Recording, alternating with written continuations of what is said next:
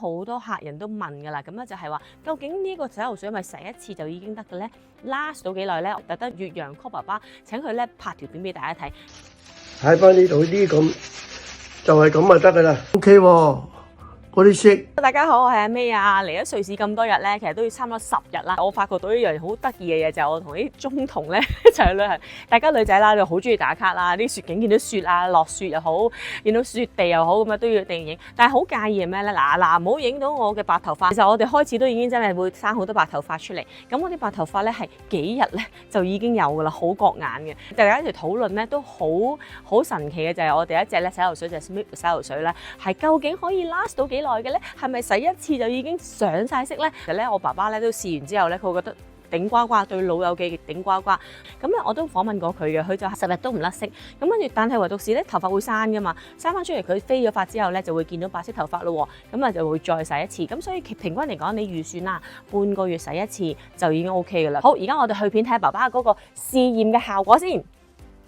我上次咧就洗咗一次頭。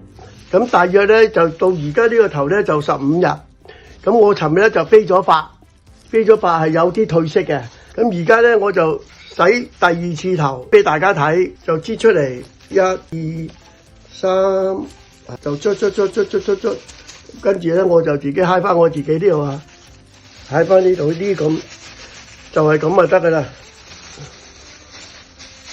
5 minutes later， 好啦。而家我就洗完頭啦，我而家睇下佢係咪真係變翻深色啲，因為我上次咧洗咗一次咧，到而家係15日噶啦。